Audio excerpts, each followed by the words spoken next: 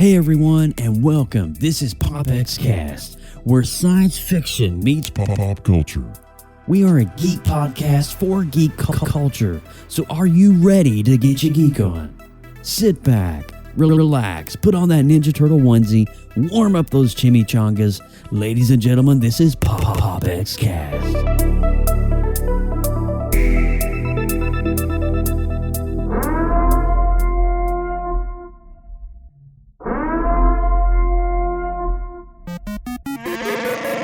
You are listening to PopXcast, where science fiction meets pop culture.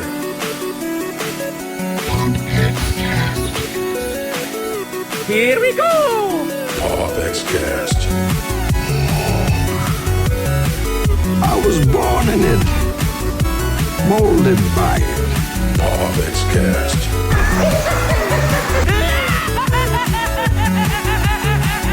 No strings on me. Autobots, transform.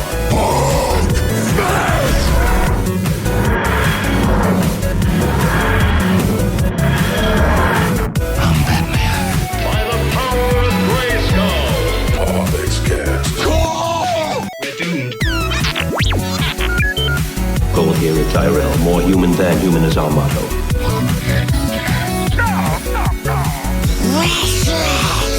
Here's Johnny. Never had a pet pony. Hasta la vista, baby. PopXcast. Captain's log supplemental. Negasonic Teenage. What the I am the one who knocks.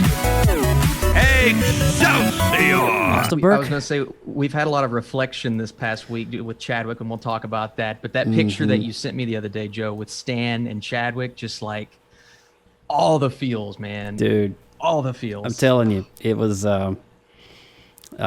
shoot, man. I don't even want let's catch up before we dive down that rabbit hole. I want to say a huge shout out to Alex Lopez hanging out with us over in the YouTube live chat room, and we also have Darth Baca hanging out with us. That's a name that we haven't seen since episode 75, returning back here on the YouTube live stream. It's good to be back on YouTube. We're just trying some things new, and we're just trying to improve our overall quality and aesthetic here at PopXcast. And dude, it's been like 3 months since we did. It was May the 31st was our last show.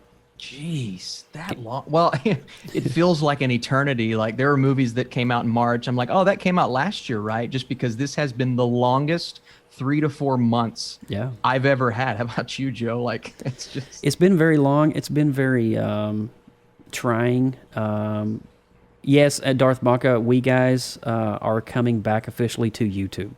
This is going to be our home, and we're going to settle in here for the next foreseeable future. Just asking, and we have Alex Lopez here, Wakanda Forever, Believers, more like fitting title at this time. Yeah, it's very true Believers. Yes.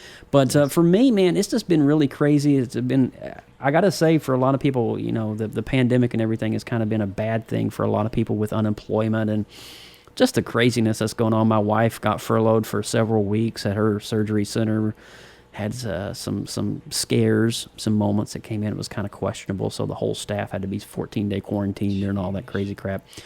But in the middle of all that, though, I've been extremely productive as a creative. And so I've been able to do a lot of cool things, design a lot of really neat logos for some local businesses here in Central Florida. So I'm pretty thankful. I mean, I want to say it's kind of been one of the busiest seasons I've had in a long time. Well, it's kind of crazy, man, because it's, for what we do kind of with our, I want to say abnormal, but extremely interesting jobs, our careers. Like it's forced us to do things that we've never had to do before. Like for me, like without movies, what's a movie critic going to do, right? So without movies. It's hard, man. So I've shifted my focus to other things and kind of expanded on what I do with my channel. But I've actually had, I was just going to say, I've had a lot of strangely good things happen to me over the course of a horrible time in our lives. That's one of the bullet points for tonight, so don't spoil it. You know which one I'm talking about, the big one that you've been working for a long time. Yes. But it's been a really interesting time. But I think as a creative, it's been one of the most exploratory times.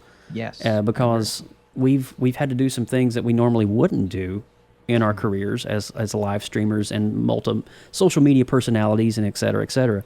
I consider you even more greater personality than myself. I mean, you've taken the seeds that I've sown, and you've grown a freaking forest over it. No, I'm just saying though, you've done an exceptional job over on your FlickFan Nation channel that you run, and it's just freaking awesome what you guys are doing. So, but I think honestly though, it's really good to be able to be back here now that we have entertainment coming back into the industry. We have films now that are making their way back into cinema. And that was kind of one of the big things that I was bouncing around when the pandemic hit, the theaters closed up. PopX didn't really have a lot to talk about because everything that we do as a podcast is driven by Comic-Cons and conventions, E3, we got all the communication conventions that are done out there. We got a lot of things that we do that we kind of feed off of. And now, just since July, we're starting to get that momentum back. And so when that momentum comes back, PopXcast comes back. So here we are. Yeah, and it feels good, man. It feels really good to be back after a prolonged absence. Like you said, movies are back. I think PopX is back. And I do want to go ahead and introduce the show, though, so we can get into the news. So Please do, welcome, man. Everyone. If this is your first time to PopX, this is where science fiction meets pop culture. I am Austin Burke, the Appalachian geek at heart. We'd like to welcome everyone joining us live in the PopX.live chat room. Come hang out with us and join the conversation at PopXcast.com. If this is your first time tuning into PopX, the first 20 minutes or so, we run down the headlines since our last show, and then we dive into the show topic at the halfway point. Feels good to be back. Feels good to say that, Joe. Oh, dude. My goodness. I know, man. I know. Sometimes we say it so much on PopX, we forget it. And it's good to see it like, we don't forget some things around here. Yes. But I'm your host, Joseph Burke, Central Florida seasoned comic book nerd and retro enthusiast. Now, we're a part of an amazing network of creative collectives from a vast expanse known only as the Creative Multiverse. You might see the logo right over here.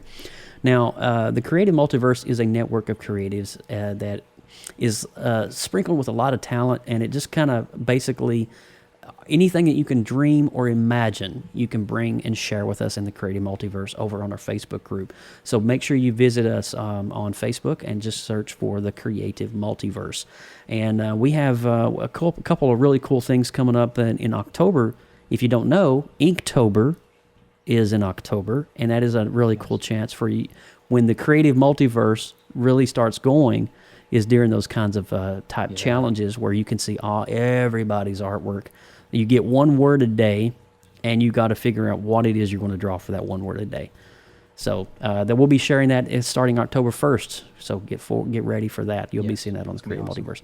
Now, if you missed episode 109, Crisis on Infinite Continents, where we were talking with Retro Blasting and Michael French from Retro Blasting, you can check that out over on our official website at PopXcast.com for this and other great past shows in our amazing archive of goodness that we have here. Now, be sure to head over to Google Play, iTunes after the show and click on that subscribe button. And on Spotify as well. We forget to say Spotify. Not enough on this show. We need to start hitting that pretty hard. But catch up on some amazing shows from PopX Archive. And while you're there, leave us a really great rating if you can. And it just helps us and our ratings climb up the ladder a little bit. It's nothing with us. We just want to be your source for geeky goodness because we just chill out. We're relaxed. We hang. You know how we are.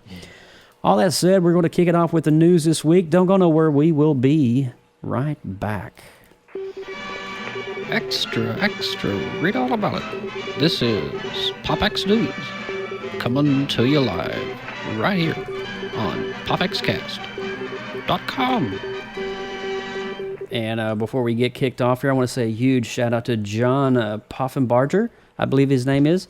Welcome to the show. It's good. He's a first-time listener here. Yes, so. He's I have him on Patreon. It's nice to have you, you, John. I appreciate you, man. Oh, that is so cool, dude. He's following. Well, I'm a Burke too. I'm the oldest and good looking. No, I'm just messing with you. Got two Burks now, two man. Burks, You got two Burks. Two You're Burks in for it. Room. Oh My God, in a world. No, I'm sorry, John. Anyway, backing it up here. But yeah, this is what you get, John. Welcome. I hope you like it. Right here, dude. That's all you're gonna get. That's all you get. There you get. All right, so now we got to come a little serious here for a second. Literally Thursday night, we got some news that literally rocked the entertainment industry, and I want to have Mike from Atlanta, Georgia, come up and join us here as well. So I'm in Orlando, Austin's in Kentucky, and Mike's in Atlanta, Georgia. And so we are going to talk a little bit about the passing of Chadwick Boseman.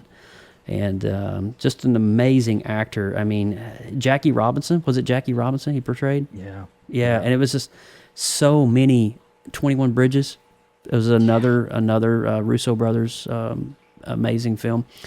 And then, of course, he breathed life into a character that is legendary status. T'Challa himself, the King of Wakanda, Black Panther. We're talking about Mr. Chadwick Boseman. And, man, I got to be honest with you, Austin, when I heard the news, I was sitting at home, and I was watching a movie with Alex. We were watching The Goonies, as a matter of fact.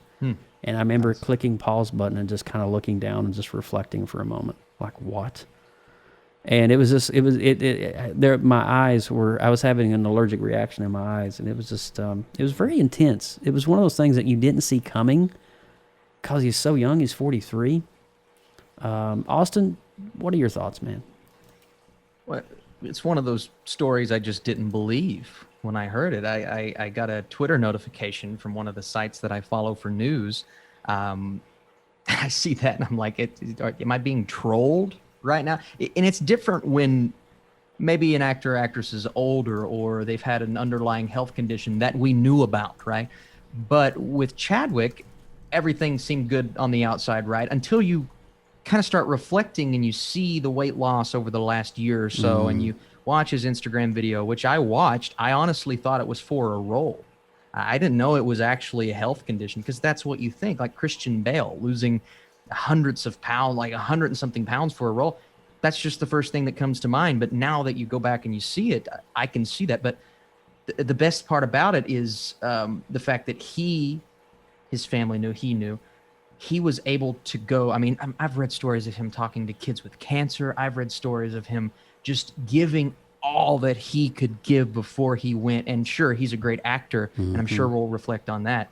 But I think he's an even better person, and that's what I've really been able to soak in over the last few days.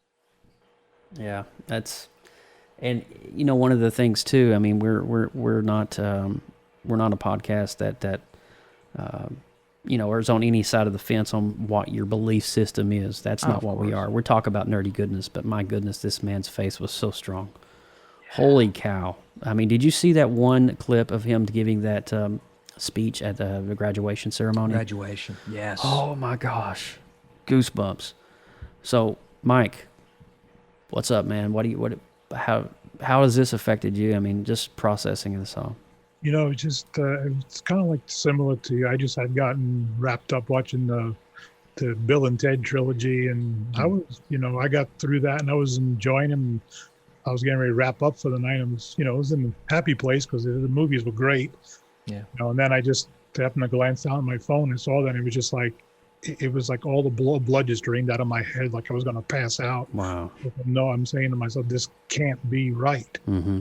You know, this has got to be a mistake, you know, and all the, you know, they said he had it for over 4 years. So he was, you know, doing Black Panther. And I mean, just filming an action movie, I mean, you know, not from experience, I know, but just from hearing, you know, a lot of the action movies take a lot out of you. And for him to have the strength to do that through all this, and, you know, nobody knew. I mean, in the case of Stan Lee, yeah, that was a tragedy, but we kind of saw it was coming because of the age. Right. But for this, you know, to have this, you know, for 4 years like this, it was, and not the public knew anything about it. I'm sure privately everybody within the family knew, but, you know, to just happen like that's what makes it worse. And, you know, it's one of those things that it's just hard to process, you know, at such a young age. I mean, he was younger than I am. I think I'm pretty much the oldest one here, you know, and just to see that, how it can happen to anybody, you know, it's just, it was just a shock to see that. And A really cool commentary, Mike, over here in the chat room. This is from Alex Lopez. Chadwick Boseman will always be Black Panther, and he never had a misstep as an actor. yeah, Never had a misstep as an actor. I agree. Yeah. Phenomenal. I can imagine, having this illness and finding the mental strength to channel Black Panther when they were filming Infinity War Saga 1 and 2. Yeah. I can't fathom that. I mean, he's going through treatment. He's sick as a dog, but yet he's getting in this suit and he's, I don't know. I don't know where that strength comes from. Well, I do know where that strength comes from, but I think it's just really cool that what a legacy he's left behind. Yeah. And he didn't let a lot of people know about it because he wanted his light to shine in another way. He wanted to be remembered as that, not this. Yeah. And I think that's exceptional. That's just character. That is character right there. Well, if you look Integrity. at all of, I've not seen, and granted, someone passes away, you're not going to see anyone other than trolls online, and I've seen a couple of those. But in terms of the people he impacted within the industry, right? Obviously, fans are going to, pour our hearts out to him. But every actor, director, producer that he worked with talked about him like he was one of the greatest actors they've ever worked with, because I think he was a very reserved person. I think now we know why he was so reserved. Yep. Over the last 4, and everybody's always commented on that. I think we know why. Yep.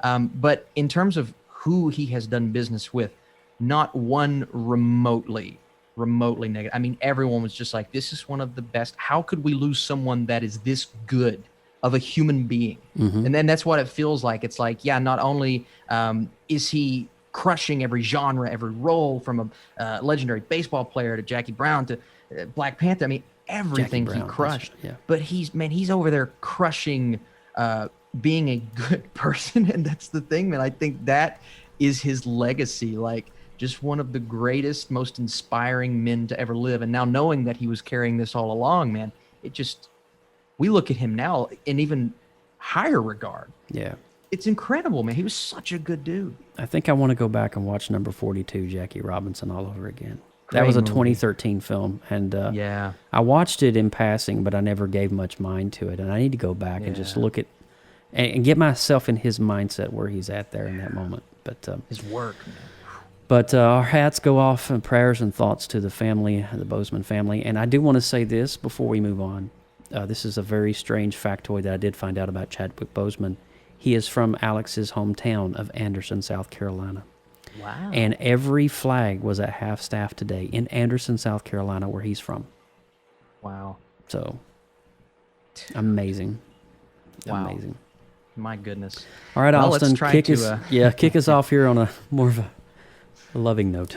How do you recover from that? Okay, well, let's try, because we've got some cool things to talk about here. I think this is going to take up a big chunk. So, last Saturday, DC had their first online virtual convention, DC Fandome, which was jam-packed with announcements for every fan of the expansive comic universe. Cheetah revealed in Wonder Woman 1984 trailer, Suicide Squad full cast reveal, Static Shock movie and Milestone Comics revival, the Snyder Cut teaser trailer and miniseries, Black Adam story details and teaser trailers, the Batman first trailer, and then you have the DC games. You have 2 new titles announced. You have Batman Gotham Knights, Suicide Squad Kill the Justice League. The virtual convention drew approximately 22 million viewers. Joe, were you one of those viewers? You bet I was one of those viewers. Come on, man. What are you talking about? When they dropped the trailer for the Batman, I think I had to change my underwear at least 3 times. I was like, oh my God, I got to back up. There's no way. That can't be that's the Penguin. That's Catwoman. What? Dude, my brain was overload. It was beautiful. You feeling good about that Robert Pattinson casting right now? You feeling pretty good? I told you from the get-go. I'm all on board with it. I mean, me and you were like in sync on that. I saw it. And that one scene when he's got the cowl off and he's looking up and his eyes are black and he kind of looked like the Winter Soldier a little bit. I'm like, oh, dude, the darkness, the eeriness, so good. It's so good, man. It's so good, man. Yeah. So I think they definitely have a home run. I hope that the Pattinson contract will stay intact and they will keep him on board for a while. Another big heavy hitter, I guess, was the Zack Snyder Justice League cut, the Zack Snyder cut of that. I'm really excited to see that. I'm excited to see how they've done Steppenwolf, and now they are actually going to have Darkseid as the main villain of the film, the way it was intended. And from what I've seen already, man, dude, they must have shot like 6 hours of footage, because there is so much footage I'm seeing in this trailer that it's not even in the Justice League original platform. I'm like, what? Yeah. It's really cool. Well, I didn't believe it at first when they said there was, but apparently they only used about 20% of what Snyder was going to put in his. That's crazy. That's a whole different movie. Dude, it's an entire movie. Yeah. 2 movies. They could have done what Avengers with it on that one. What the heck are you talking about? Make a part 1 and part 2. Mike, what was your favorite parts of the DC fandom? I love just about all of it. I mean, it was, just to see the extended trailers, the Zack Snyder stuff. I'm kind of looking forward to that. I just got so, once they finally announced it and now it's kind of coming to life and it's reality. I just got so tired of hearing about it. It was there, it wasn't there. They, all kinds of. It just got so tiring over the years hearing about it. So now that the reality of it is, that they have it, and I think they said it was supposed to be 4 1-hour episodes, and then they're going to release it all complete in a complete 4 hours. So, that'll be, worth seeing. I'm curious to see, what it originally was supposed to look like, and, the additional characters and stuff like that. And the Batman trailer, I've kind of gotten on board with, because like the clips and stuff that I've seen before of it, I wasn't feeling it. I just saying, okay, yeah, that's good. And then once I finally seen the actual trailer to it, it's all coming together, and I'm kind of looking forward to that. And so it was enjoyable to see. And Suicide Squad, I'm kind of excited for that. I'm a big Peter Capaldi fan from Doctor Who, so to see him play the Thinker, that was impressed. Seeing that. And the one thing I was curious about that when I saw that, it was more behind the scenes, but to see the original actors such as Margot Robbie come back, to see how she performs under a different director, the same role, I'm intrigued to see how that's going to play out. Yes. Good thought. Yeah. Yeah, there's a lot of meat there. From what I'm hearing, we all 3 took away something a little bit different. Like we all 3 had our couple things that we really are excited for. Joe. Yeah. I've not talked to you about Michael Keaton returning. No, we have not discussed this, have we? How you feeling, man? How you feeling? That he's making Flash's suit? I'm Batman. You're the first person I thought of when that happened. Dude, I'm telling you, show. This is the greatest time in the world to be alive, because my childhood is coming back in full circle 30 years later, and everything that I saw in the theaters is coming back again. I'm like, you're the Vulture and the... What? But I guess the big rumor is in the Flash movie that's coming out. This version in this multiverse, in this verse of Batman, the Tim Burton verse, that Batman is going to create Flash's suit. From what I heard, am I right on that, Austin? You're right. Okay. Yep. That concept art of those two together with Michael Keaton behind him in fighting pose.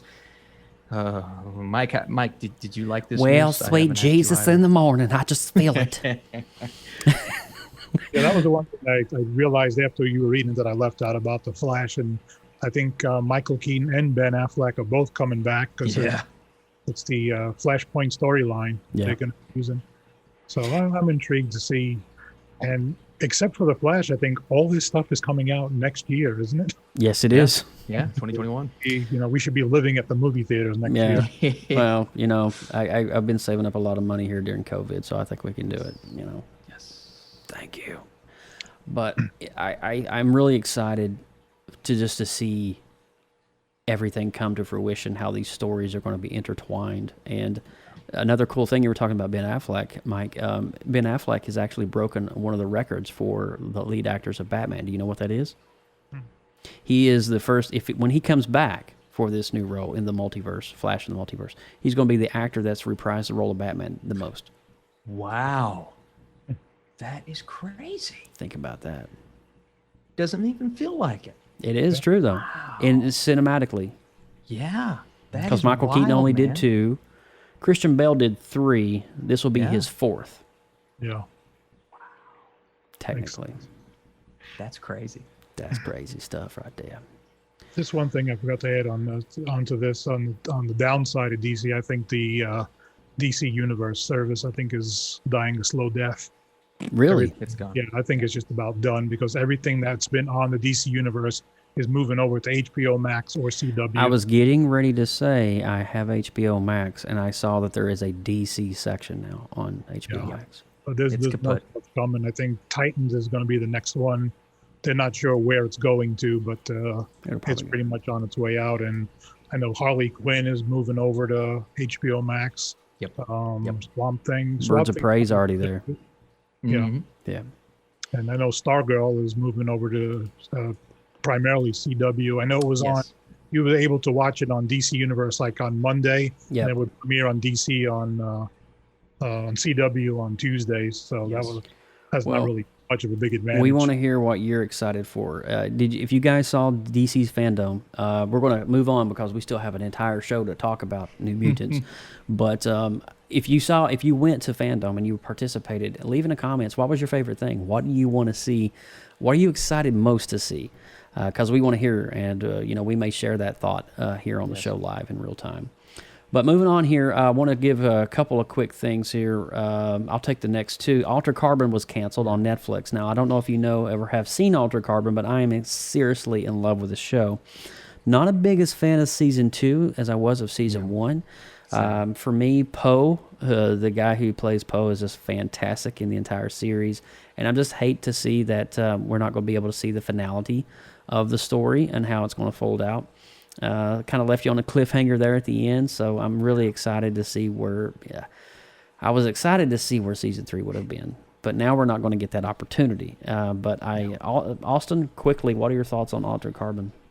Yeah, I mean, I assumed viewership would warrant another season. I mean, my reviews did well, and it was talked about a lot on Twitter. But sometimes you spend too much money on visual effects, and you make something so grand scale, it's hard. So yeah, I'm bummed out because I enjoyed Season 1 as well, and I like Season 2 just not as much. But man, that was rough news. It was rough news. So if you're a fan of Altered Carbon and you're sad, we're right there with you. Moving on here, I want to say that with the new Dune from director Denis Villeneuve, help me out here, Austin. Dude, listen to this. It's Denis Villeneuve, and it took me 2 years to figure that out. Are you serious? It took me 2 years to figure that out. Yep, I've heard it mispronounced 20 times. What he said. Denis Villeneuve. Yeah. Okay. Landing in theaters this December. That's right. Dune is coming, ladies and gentlemen. And if I'm not mistaken, the trailer is coming next week. Isn't that right? All right. We'll be landing online on September the 9th. The first trailer hits on September the 9th. Mark your calendar. Set your thing on your Alexa or on Siri. Can't say her name here. She'll go off. But I'm pretty excited to see our first glimpse of what this is going to be. Now, before the trailer officially lands online, audiences who will get to see Tenet in theaters will also get to see it on the big screen first, which means on Thursday night when I go see Tenet, I get to see this one. So, Austin, these are 2 movies that you were chomping at the bit. Tell me about it. Yeah. My number 1 and 2 most anticipated of the year. Dune number 1, Tenet number 2. I get to see a Dune trailer with Tenet. Oh, it's going to be great, man! And this is one I'm actually reading the book Dune right now. I'm halfway through. It is drastically confusing, and I do not like the original movie. So my hopes should not be this high. But Denis Villeneuve, man, Blade Runner, Arrival, Sicario. I mean, just one after another. Prisoners. He's going to crush this. And I think it was Brolin came out and said, this may be the greatest movie I've ever been a part of. And he's Thanos. So what? Yeah. That's crazy. Yeah. That's insanely cool. Well, I'm excited. Tenet, you've been talking about that. We're both Christopher Nolan fans. So I'm excited to see that. And do you get a screener for that ahead of time of me, don't you? Well, I'm watching it tomorrow night. So we'll see how I feel. Okay. I'm nervous, but I'm excited, man. All right. Well, all right, pick it up on the news here, my friend. Let's continue on with the conversation. All right, man. I like talking to Kevin Smith, so he shared on social media that he had seen some of the animation from the first 8 episodes of Masters of the Universe Revelation, which will be a reboot sequel for the He-Man series as a Netflix original series. Smith said in his post, "My guess, earliest we see a trailer is 6 to 9 months, not 69 months, 6 to 9 months." I don't doubt this at all because I just think the pandemic has gotten in the way. This was originally slated when it was announced to come out later this year. Not going to happen, but I'm still excited for it, Joe. Yeah, I mean, come on. I mean, who's not looking for a resurgence of Masters of the Universe and the action figures and going to Walmart and seeing Skeletor on the pegs again? Come on. I mean, I don't know if you guys know this or not, but well, you may not know this. In prequel to this, before this comes out, Hasbro has signed a deal to re-release all the original sculpts with modern articulation. So these are in the likeness of the original Masters of the Universe action figures that we as a kid, 1983, present and counting, would go up to our KB Toys store and pick Man-at-Arms off the shelf. We get to actually do that again, but with modern day articulation. So each action figure, I think, is supposed to have up to 22 joints of articulation, which means you can pose them in any different way you want to. They're starting with 5, if I'm not mistaken: He-Man, Skeletor, Teela, Man-at-Arms, and Evil Lyn. I think are the ones that they're starting with. So I'm really excited. You should be able to go to your Walmart in October or Target and pick them up right off the pegs. So that's a kind of a nice little bonus right before we get to see this drop. So that's pretty cool. All right, continuing on here with the news, we've got 3 more stories, and then we get to talk New Mutants. We all know that Stranger Things isn't going to last forever. Now, as a popular show has been over the past few years, its creators are aware that all good things eventually must come to an end. But at least for now, we have confirmation that it won't be concluding with Season 4, as we anticipated. Now, the Duffer Brothers recently spoke out about the upcoming 4th season of the series. Folks have been wondering when the show could end. Will it end this year? But in case that's not the case, Season 4 won't be the end, said Ross Duffer. Now, we know what the end is, and we know when it is. This pandemic has given us a little bit of time to look ahead and figure out what is the best route for the show. Ooh, now, the 4th season of Stranger Things was in production in Georgia earlier this year when the pandemic caused things to basically shut down. Now, there has been no official word on the reports of suggesting that things could gear back up, but they are looking promising for September. So, there we go. I don't think we're going to get a Stranger Things Season 4 this year. Probably going to be probably July next year, I think, is probably a good, I agree with you. The problem with them ending it early is you just want more Stranger Things, right? We want as much as we can get. But I also really like the idea that they're not going to prolong this. Like, we're not going to do 9 seasons just to have 9 seasons. They're saying we're going to figure out the story, and when it's done, we're done. And I like that mentality, man. I wish Star Wars would have figured that out beforehand. But I like the route Stranger Things is on, man. So we'll just we'll have to see how it goes. Well, I think you're right on the head there, Austin, because I don't think that you were talking about 9 seasons as kind of a little pudge to Robert Kirkman and Walking Dead. I kind of felt, but how many times do you need to see zombies? I mean, seriously, it's just really. I like you caught on that. I like that. Dude, come on, dude. We're flesh and blood. That's kind of sounded weird. With my blood. No. But I'm just thinking, I love that there with any story, there has to be a good beginning and a good end. And I just kind of feel that's where Walking Dead is kind of like mucked it up. There's just so much crap in the middle. It just don't need all that. So I'm excited for Stranger Things Season 4, and I hope that they do get to be on back production in September. Well, we do have some Todd McFarlane talk next. So his Kickstarter for the new remastered action figure of his fan favorite character Spawn has been so wildly successful that it's had a number of new components added on for backers and no extra charge. One of the extras that fans would be getting with the figure is another remaster, an update of the comic book that came with the original figure, in 1995. That's the year I was born. The whole issue won't be redone, but it will include a brand new cover which McFarlane has revealed. The color version and the black and white version will be available for fans who picked up the Spawn figure 3-pack. McFarlane's campaign managed to conjure 23,761 back orders or backers with over 3.4 million in pledges. Now that is a very popular man with a lot of fans, Joe. Oh man, I you know what? I'm a huge Todd McFarlane fan.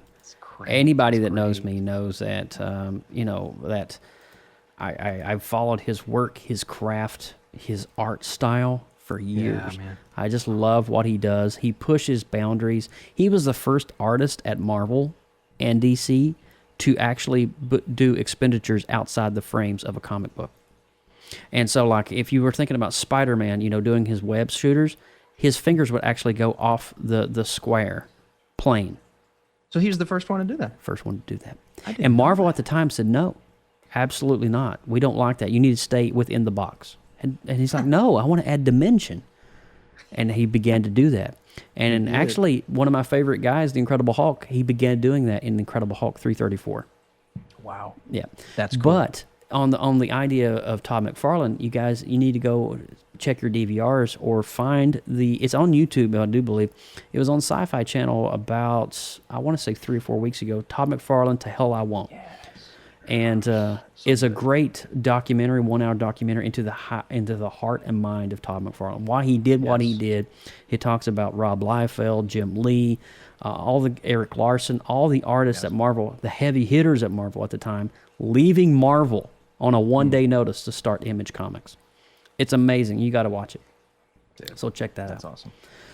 All right, we got 2 more things, and then we're going to go into the New Mutants. So thank you guys so much for your patience. We had a lot of news, a lot of cool things to cover, a lot of sad things to talk about. But this past week marked, for the first time in game history, a franchise, Call of Duty, did something that they have never done before. This was amazing. Players who were playing the video game on August the 26th that were logged into Warzone, which is the free multi-world campaign that you can drop into. 150 people drop into it at one time, and only one can survive. So fun. So it's a real-world type situation, and only one can be king of the hill. Well, you were playing the game, and then all of a sudden, your game went into a different playlist, and you had no option to go into Battle Royale. You had to click on Know Your History. When you click on Know Your History, you were thrust into Warzone in Verdansk, and you were playing as your soldier. But then the trailers and everything, you were playing the unveil as it was happening in real time in Warzone. Wow! For the first time, Call of Duty and Infinity War unveiled Black Ops Cold War in the game, and players lost their minds. Dr. Disrespect said this was one of the most hyped events he's ever seen in his life. He was just amazed at how they did it. They didn't do it with a trailer or a countdown or an event. They did it in the game. And players got to play it in real time. It was amazing. I have footage on my YouTube channel, not PopXcast, but on Joseph Burke Arts, of me playing this very scenario, and I streamed it live because it was just amazing. Nuclear warheads and sirens were going off, and things were flickering. It was insane, dude. My heart was racing, and it was really cool. So Call of Duty Black Ops Cold War releases on November the 13th, and it's pretty awesome to be able to play that and be a part of that. So if you're a Call of Duty fan, I'll see you later tonight. All right. Yeah, leave it to Call of Duty to do something crazy like that, man, because they have really just turned it around over the last couple of years. They are rocking it right now. Yes, they are. Yeah, and I'm heavily addicted to it. I'll be the first to tell you. All right, last but not least, Austin Burke, you have some amazing news. We were talking about it and hinting at it at the top of the hour, but you have acquired a pretty cool status since our last episode. Do you mind enlightening us on what that is? Yeah, absolutely, man. Yeah, that's it's one thing we've talked about a lot on this show.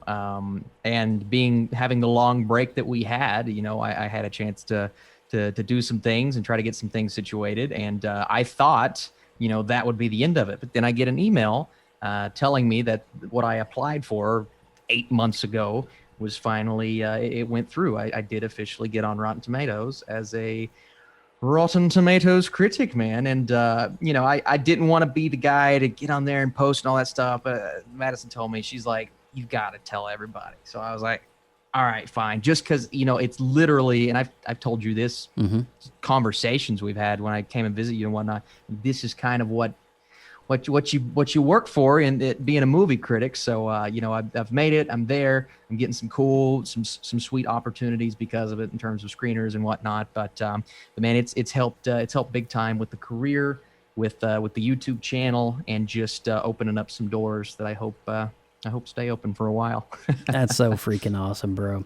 I'm so proud of you and so happy, you know, just to see your journey, where you started and where you are today. And one of the things I love about you, man, is like when you see a goal, you don't stop. You continue on and you pursue it until you get it. And we and you were sitting in my living room literally 2 years ago when you flew in by yourself down here, and we were just like, it's like, man, where do you want this to go? He's like, I want to be I want to be an official critic. I want to be able to get the screeners and do all the fun stuff. And I'm like, well, dang, here you are, 2020, you're doing just that. So, dude, congratulations. That's just awesome. All right. What do you have? I mean, so check him out too on YouTube. It's youtube.com/theburkinator. And Flick Fan Nation, you definitely want to be a part of that group. And you even have a Discord channel now too. So you're just rocking and rolling, dude. Thank you, man. Fantastic job. All right, well, let's talk a little bit about the New Mutants. I want to go ahead and roll that spoiler alert sound. Now, if you have not seen the New Mutants, I just want to let you know, beyond this point, you have been warned.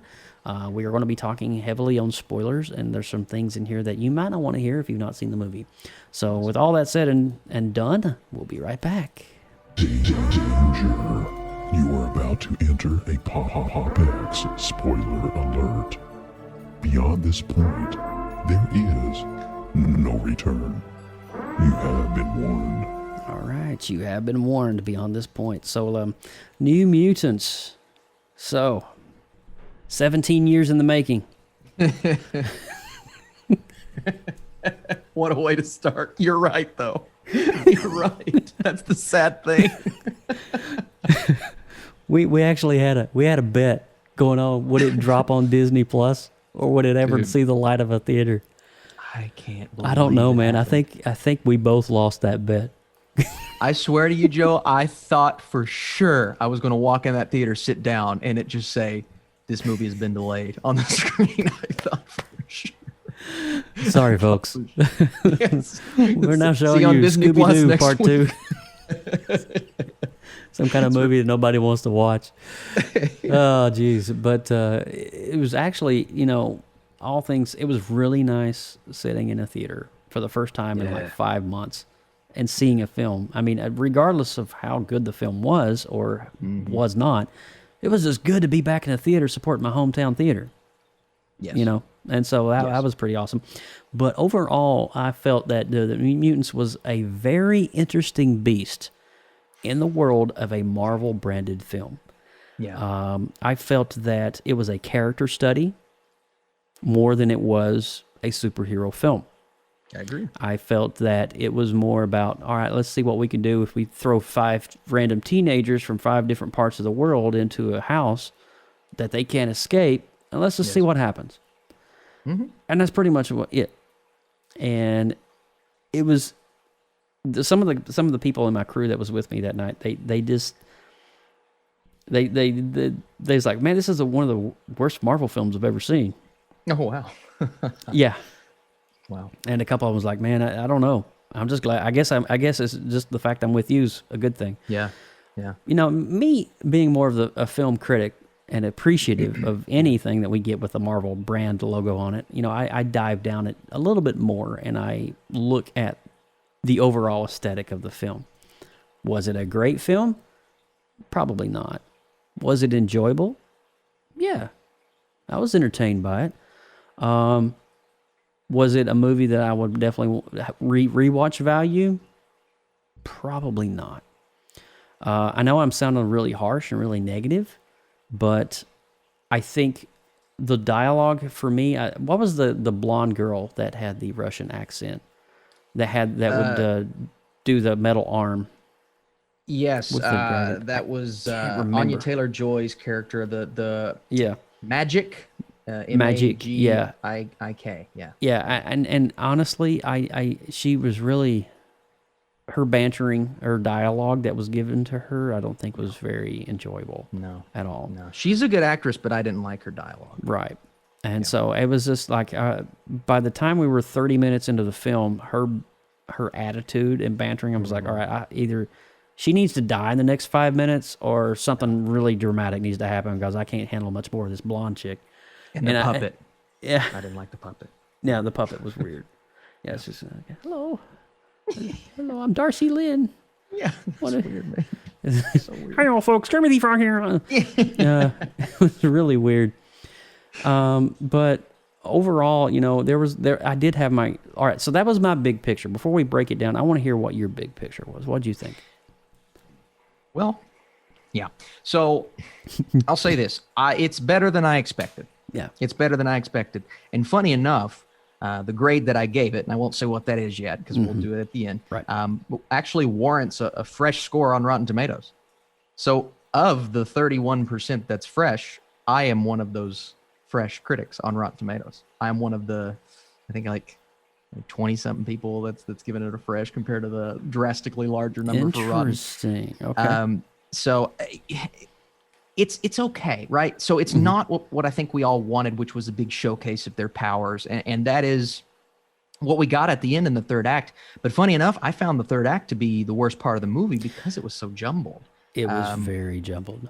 Yes, it was so jumbled and messy, and their powers were cool, but it just kept coming back to, oh my God, please wake up! Oh my God, please wake up! Please wake up! Oh my God, seriously. And I'm just like, I like the horror and the horror aspect. This haunted house where the kids are stuck inside. That's what I really liked. Yeah. The movie's just so messy. It never really got that proper balance. So again, there's entertainment to be had. I wouldn't call it the worst Marvel movie I've seen. I've seen a lot worse than New Mutants, but I actually liked it more than Dark Phoenix, funny enough. But I still just, I'm never going to watch it again. It's a one-time watch for me. Agreed. You know the one scene in the trailer where the faces are coming out of the wall? The wall looks like latex. Where was that scene? Where was that? Yes, I agree. I was like waiting for it. I'm like, all right, at one point, I know it's coming. Wait, where's it at? Yeah. And it was just like, never happened. I'm like, well, and that's what I needed more of is that right there, Joe, the horror. Because I really dug the horror. The creepy face-looking dude chasing our kids down through the hallways, man, that had me on the edge of my seat. Yeah. And then we get back to the teen angst and throwing the party when the doctor is sedated. And I'm just like, and again, how are the force fields still up if she's knocked out? I was wondering the same thing. If she is unconscious, how is she mentally holding up the force field that's around the mansion? Because, all right, spoiler alert, the doctor, oh, trust me, she's a doctor. Right. Anyway, she is the one containing these mutants. Yeah. She has the ability to create force fields, and nobody can leave or enter, essentially, unless. And so, I didn't really get that. If they sedated her, like they said they did. Yes. Okay. Still up. Can't you just walk out the front door and then bye? Yep. Bye, SX Corporation. Bye, Mr. Sinister. Yeah, seriously. No, none of that. It was really weird. It was really strange. All right, so the build up to the end.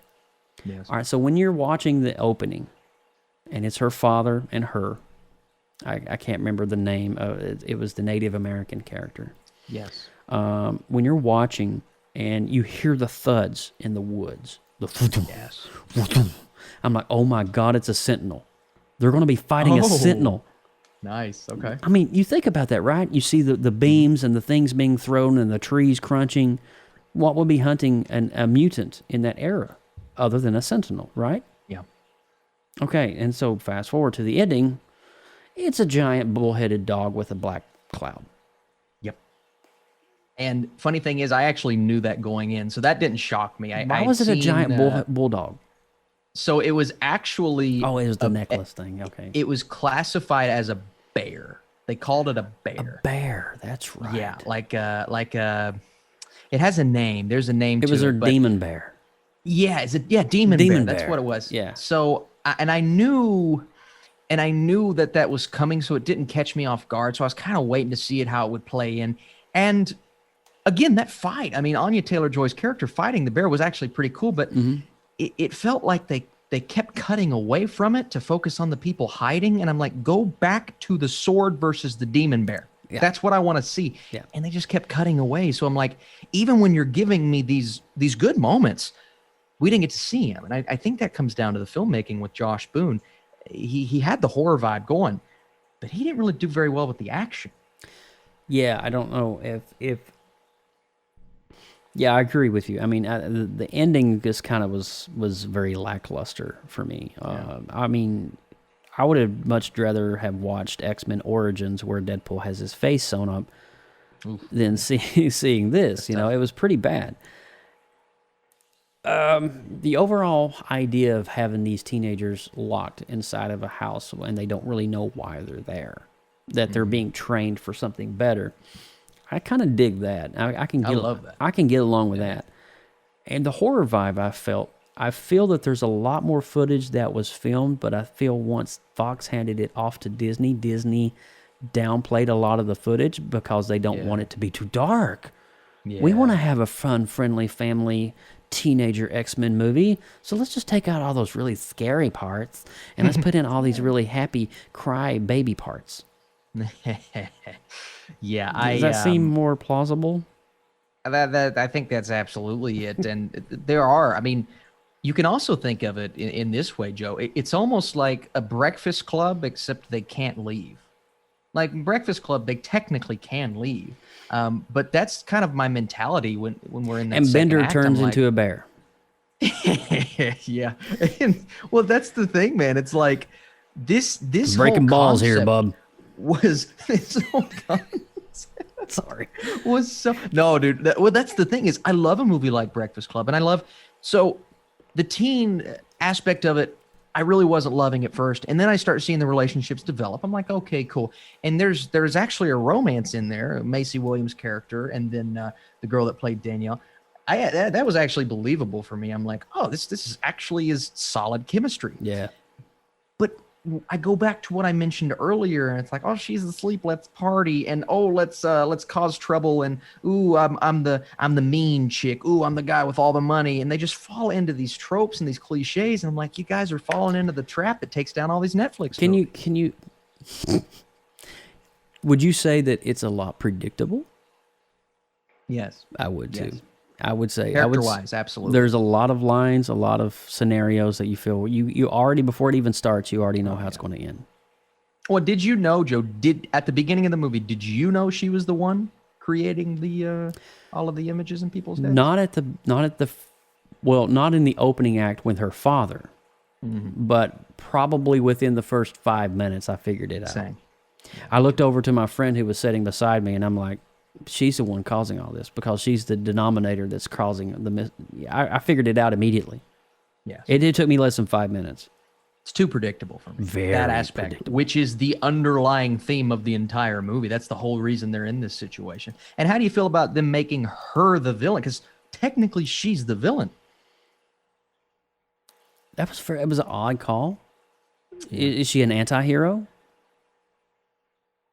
I mean, she can't control it, but she can't control it. These were bad. I mean, these people almost got killed because of her. You know what I mean? So that's a little bit of an identity. Like, do we trust her? Do we not? I mean, there's some duality there, and I don't think I don't know if there's enough finality to the situation other than walking down a dusty path at the end of it. That's like, oh, that's the end. Setting up for a sequel. Yeah, that's what they did. Seriously, 20 years in the making. Wait and watch. Well, you know, Joe, there was originally supposed to be a Mr. Sinister cameo. I believe they had, who did they have cast? It was a big star as Mr. Sinister. I heard Keanu at one point, but I think that was just a rumor. But they had someone cast as Sinister to make a cameo. I think I remember that. Somewhat. It was a big name actor. I could probably honestly, we can probably go back to one of our when we did X-Men Apocalypse and we were talking about that. We probably dropped the name. Yeah. But I do recall that. The Essex Corporation was also mentioned in the X-Men Apocalypse as well at the end of it. And I don't think that, was it Bryan Singer? I don't think he ever got a chance to set that up. No. And I'll tell you this, though. One thing I wasn't expecting going into the movie, and I actually made a separate video on this, was the connection to Logan with the footage of the kids, obviously where X-23 spawned from. This was actually, so we were wondering throughout the whole movie, what is step 2, right? New Mutants is step 1, what is step 2? Well, it turns out Logan, those kids, that's step 2. So that was the tie-in to Logan, and that kind of answers our question, well, where does this take place in the timeline? Before Logan. Before Logan, right? But my big question to you, Joe, is what do you think here? So in the movie, they mentioned Professor X is, the X-Men are still, as far as they know, I mean, they've been, locked away for a while. So as far as they know, the X-Men are still alive and well. Well, in Logan, we hear that Professor X killed all of the X-Men. So New Mutants must take place, I'd say, a year and a half before Logan happens, because I think that year prior is when Xavier wipes out the X-Men. So this had to be about a year and a half before. I mean, that makes sense to me, unless they just didn't know he killed the X-Men.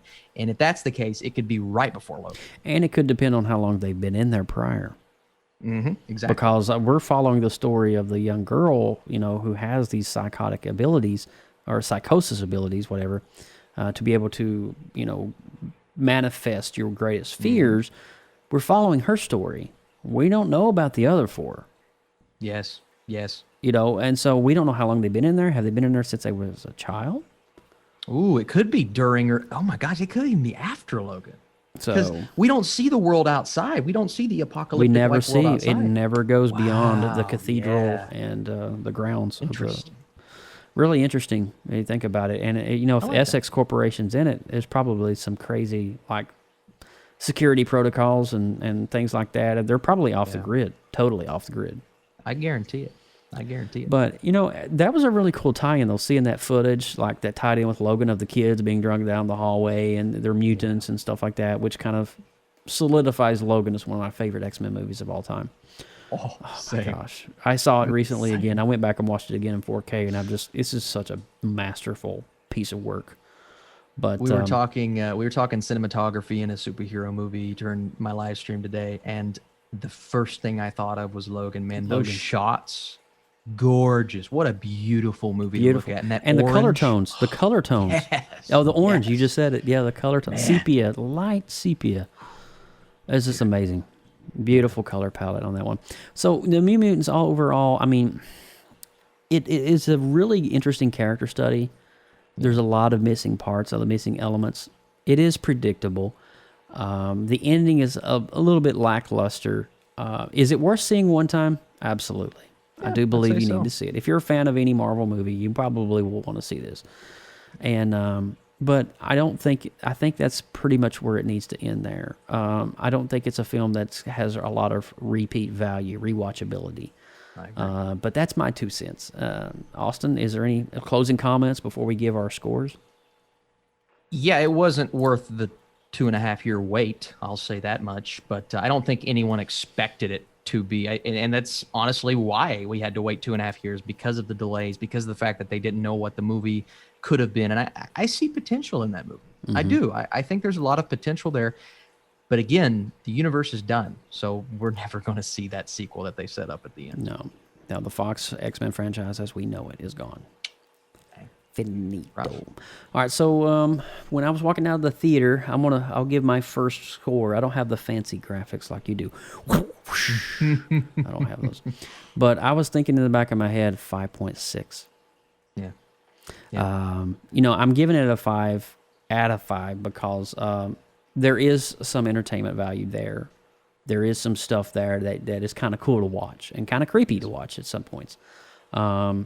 But beyond that, the ending just really, the Act 3 was flopped for me big time. And I was just really not happy with how everything transpired. So 5.6 for me. Yeah, I'm with you. I'm very close. I am that score that warrants that fresh. It is a 60. It is a 6 out of 10, which is just enough to be considered an okay movie for me. And that's exactly what I say. I say it's okay.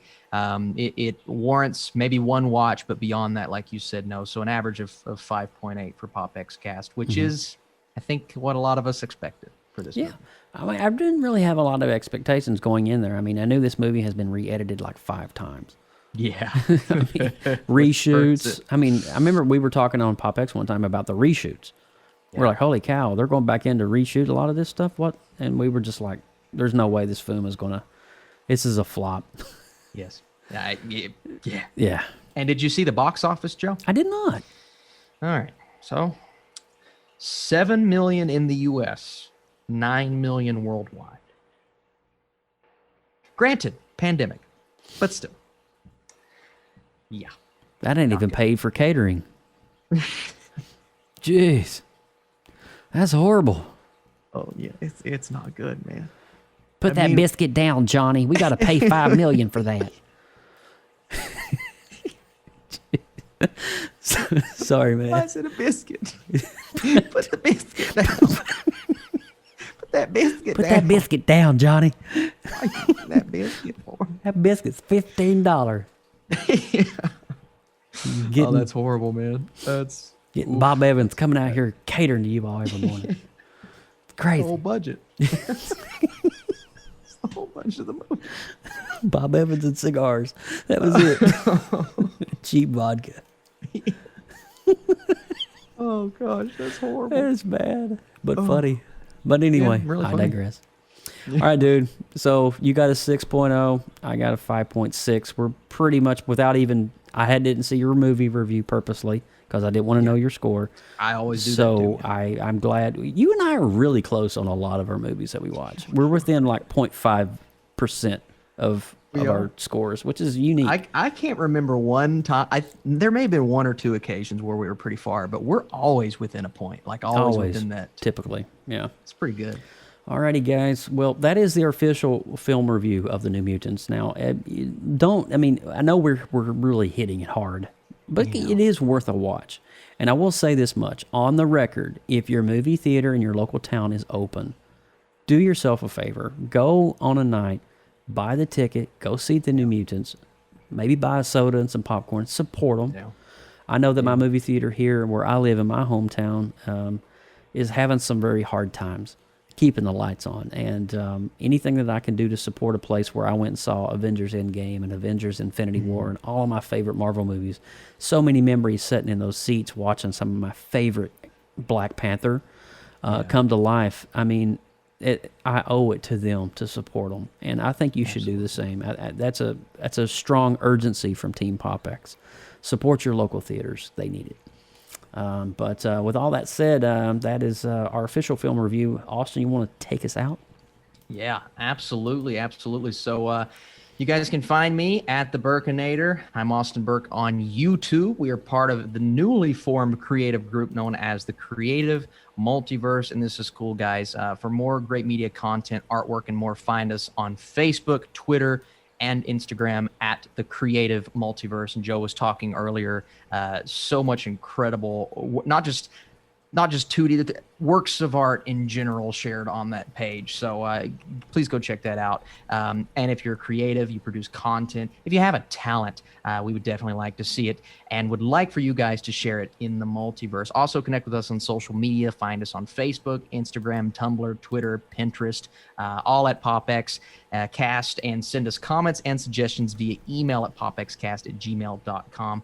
For future and past shows, visit our official website, www.popxcast.com. And if you're on the YouTube channel watching this right now, be sure to hit the subscribe button, notification bell to know when we go live, and the thumbs up would be a nice little addition to that. Yes, sir.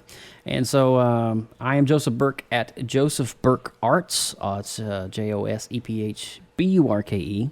Same last name as this guy, ARTS. On social media, I do all kinds of really cool graphic design work and retro 80s artwork. So if you're into that stuff, like the logo you see right here, the PopX logo. Hey, if you guys came out from the Discord, how about you, Joe, how about you tell them where I got my logo for my YouTube channel? Oh, your logo? Yes. Oh, well, your logo actually came from me because I designed your logo. My whole style came from you, man. I mean, just the whole look of the channel. It really, it works so well. Yep, and it's really cool to see you using that brand on like shirts and stuff. I'm very flattered. When I log onto the Flick Fan Nation and I see that, I'm like, man, that's him. That's his style. That's him. That's who he is. perfect. So, you know what, guys? In a couple of weeks, we're going to try our best to be back here on September the 13th, as we're going to talk. I know we may go sooner, so make sure you subscribe to the YouTube channel. We may want to talk about it next Sunday night. I don't know. Yes. But we have got Tenet and Bill and Ted on the schedule to talk about coming up on episode 111. So mark your calendar, September the 13th. It could be before. It could be the weekend before. We don't know. But we might be very eager to talk about this, and we might be back next Sunday. So definitely subscribe and watch for more great content. But from all of us here at PopXcast, thanks for listening. Thanks for downloading. And we will see you next time right here on PopXcast. Austin, it's good to have you back, bro. Oh, it feels good, Dude, man. I love it. I love it. Missed you long time. Yeah. All right, we're out of here, guys. Have a good one. Thanks for listening to PopXcast. As you're enjoying listening or viewing our shows, please consider clicking on the subscribe button to our feed and click the get notifications buttons so you don't miss out on great future content.